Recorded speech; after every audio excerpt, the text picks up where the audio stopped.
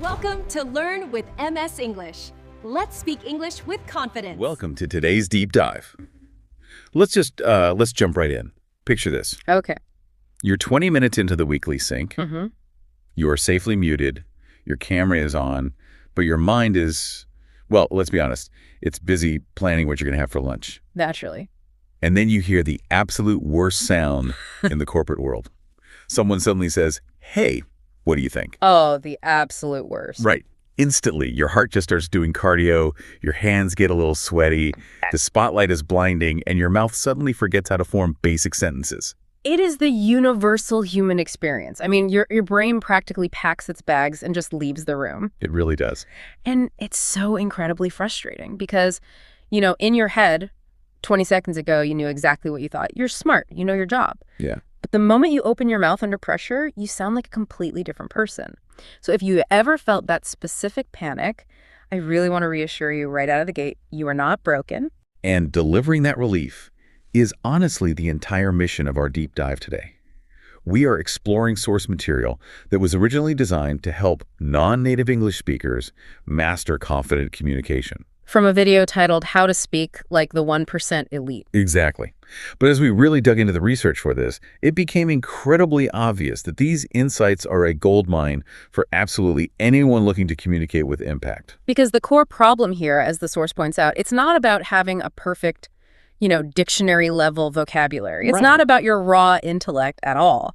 The problem is entirely about what happens in your mind the exact second you are asked to speak and how that internal panic manifests in your physical delivery. So we're going to break down the tiny, almost invisible habits in our words, our bodies, and our voices that really dictate how we come across to other people. The goal here is to figure out how to come across as calm, clear, and confident without needing to completely overhaul your entire personality. Which is such a relief. It is. And the source sets this up with a really great story about a guy named Jake, who suffered from what they call paper confidence. Paper confidence, it's such a precise diagnosis for a very modern problem. Yeah, I thought so too. Think about how we're trained in school and university. Jake was the guy who just nailed every exam.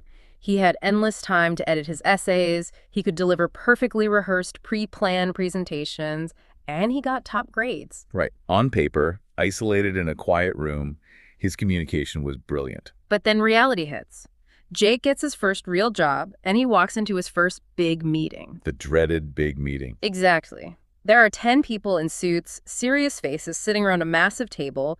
His manager turns to him and asks for his opinion, and Jake's language skills just completely left the building. Oh, man. He retreated into all these weak, protective filler phrases. He started using words like, maybe, I'm not sure, but kind of. He didn't even trust his own sentence. Right. And that is the trap. But what is crucial about Jake's story is the contrast that happens next in that very same meeting room. The turning point isn't Jake suddenly finding a burst of courage. It's about observing a colleague who spoke up right after him. Now, this colleague did not have Jake's massive vocabulary. Well, No. In fact, his grammar was noticeably simpler. But when this colleague spoke, every single person in that room stopped what they were doing and listened.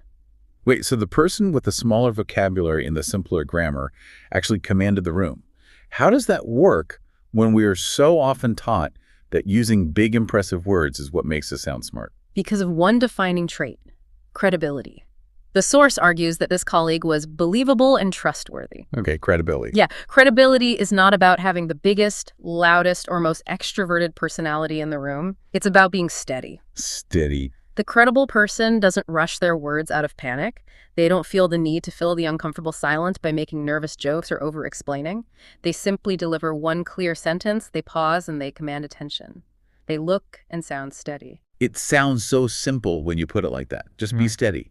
But in reality, when everyone is staring at you, staying steady feels physically impossible.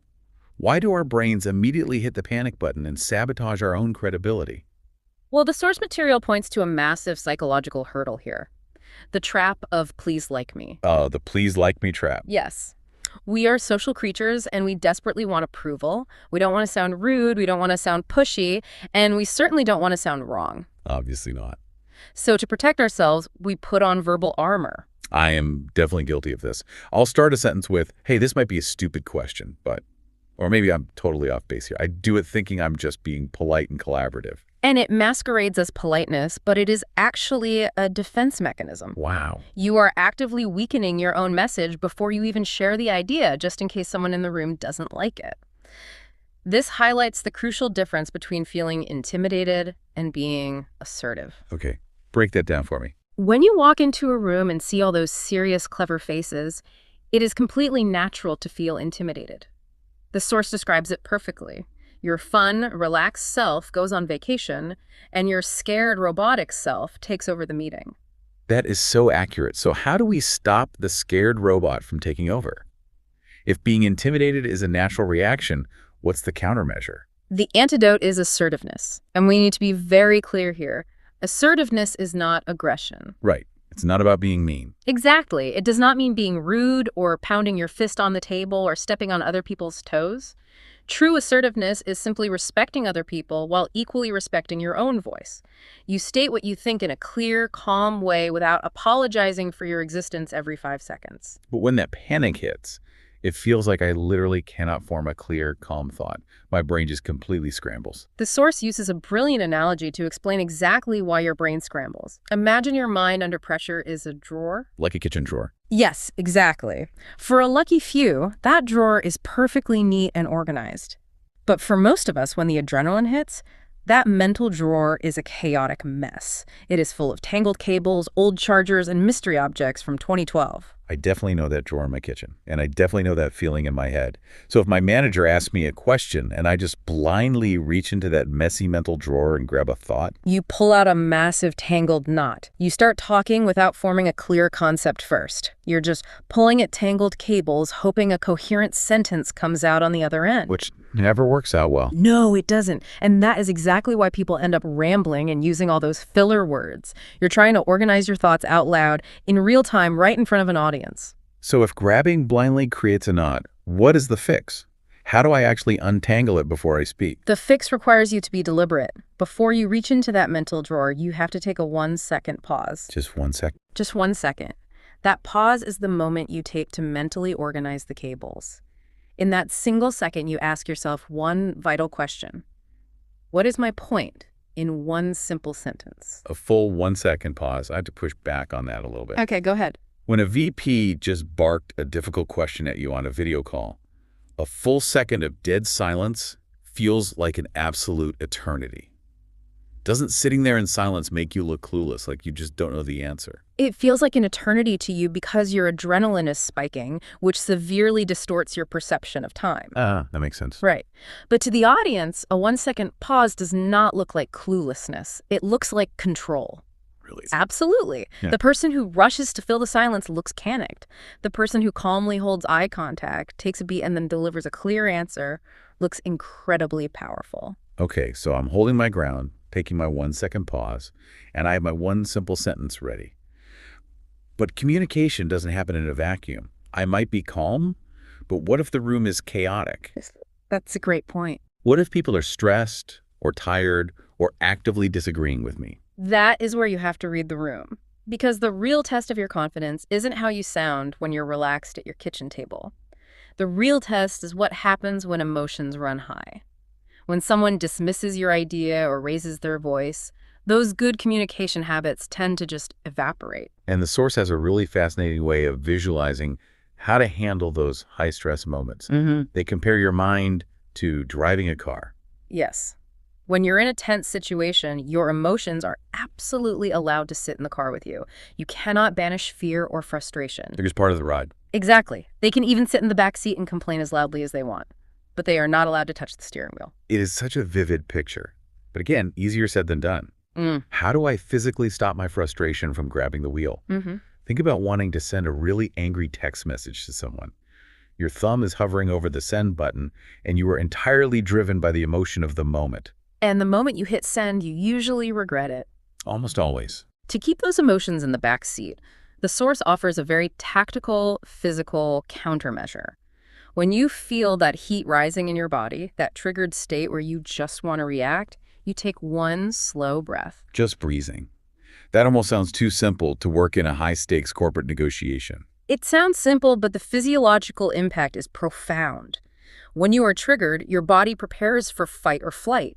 That single, slow breath interrupts the physical panic cycle. It hits the reset button. It creates just enough mental space for you to ask yourself, what do I actually want my words to do here? It instantly shifts you from being a reactive participant to an intentional communicator. All right, let's look at the mechanics of actually delivering that intentional communication. We've paused, we've breathed, we are safely in the driver's seat. Let's start with the words themselves. Let's do it. I know my personal trap is that I tend to over-explain. If I state my point and there's a bit of silence, I panic and add 10 more sentences just to make absolutely sure they understand my brilliant idea. The source calls that beating around the bush. You state the main point, but then you bury it under a mountain of context and disclaimers. The analogy they use is fantastic. The boxes, right? Yes. Imagine you have a tiny, highly valuable gift to give someone. But because you are nervous, you put that tiny gift inside 15 different boxes. So by the time the person unwraps all those layers to find the actual point, they are just exhausted and annoyed. Precisely. This highlights why being concise is actually a profound form of kindness. Kindness, that's an interesting word for it. It is. Being concise doesn't mean being cold or robotic. It means you respect the listener's time and cognitive load. You hand them one box. It forces you to be clear and brief, which naturally makes you sound more confident. But what about our bodies? Because I can give someone the single box. I can be perfectly concise with my words, but if I look completely terrified while I'm saying it, it doesn't matter, does it? It doesn't. And the source confronts this with a brutal truth. Your shoulders are honest. Your shoulders are honest. I love that phrasing. Nonverbal communication will always override your verbal communication. Let me demonstrate this for the listener.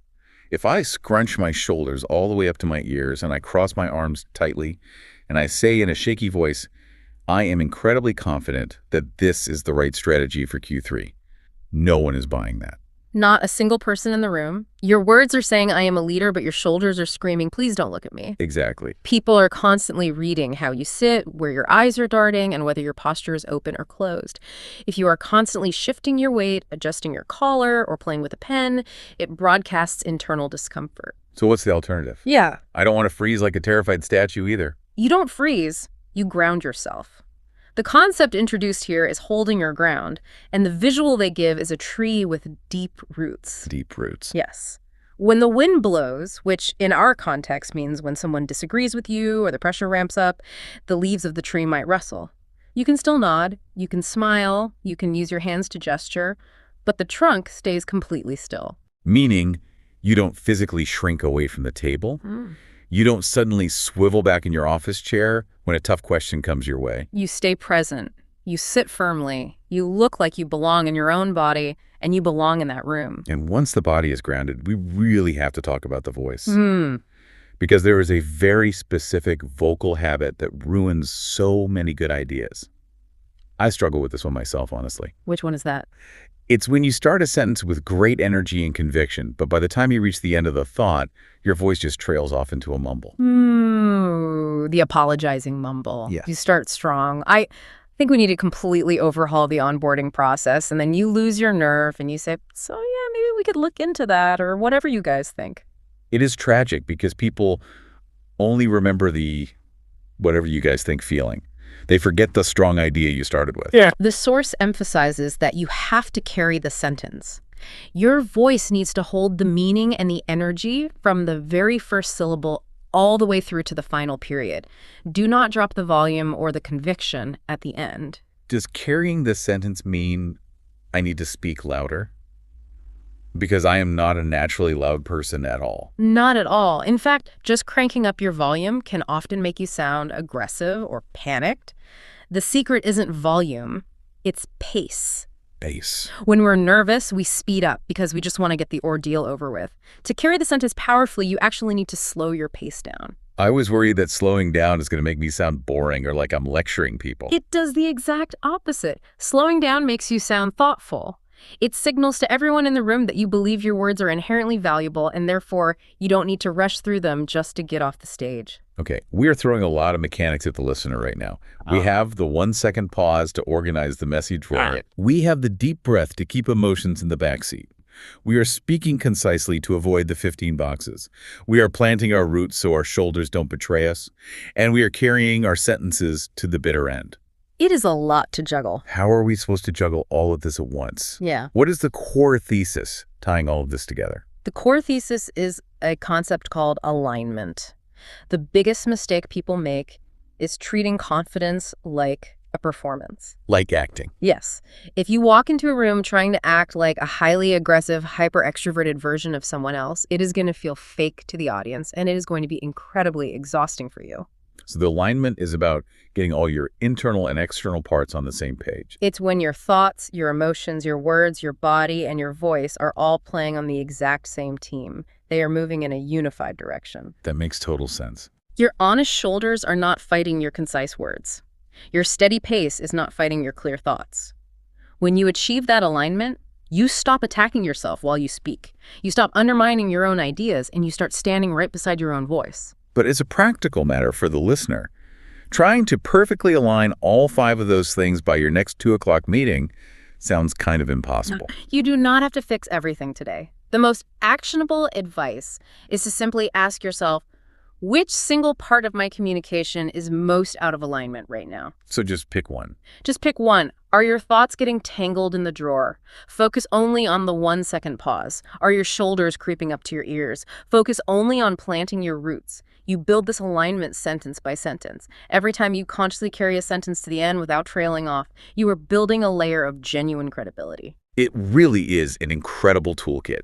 Whether you're prepping for a massive presentation in front of a board of directors, or you are just trying to survive a random question in a weekly video call, these tiny, deliberate habits are exactly what you need. Absolutely. You don't need a bigger vocabulary. You just need the pause, the deep roots, and the concise delivery to come across as calm, clear, and confident. Before we wrap up this deep dive, though, there is a fascinating thread here that I think is worth exploring a bit further. Oh, what's that? Well, the source material focuses heavily on getting our minds and bodies into alignment so that our physical tells don't betray our internal nerves. We explored how our posture and our voice broadcast our internal state to everyone else in the room. But this raises a highly provocative question. Where does this lead us? Think about the directional flow of that energy. If our physical state is that incredibly powerful at signaling confidence to others, what happens if you intentionally adjust your physical posture before you even enter the room? Could deliberately planting your roots, dropping your honest shoulders, and taking that slow, tactical breath actually trick your own brain into feeling composed before the pressure even hits? You mean the body leading the mind instead of the mind leading the body? Precisely. If adopting a nervous posture makes you feel more anxious, could intentionally adopting a powerful, aligned posture physically alter your brain chemistry to make you feel more assertive? That is fascinating. It is an incredibly powerful concept to experiment with. The next time you are about to walk into a high-stakes meeting or log on to a crucial video call, don't just prepare your notes. Take a moment to prepare your roots. Prepare your roots before you open your mouth. I think that is the perfect challenge to leave you with today. Thank you for joining us on this deep dive into the mechanics of credible communication. Take that 1-second pause, hold your ground, and we will see you next time.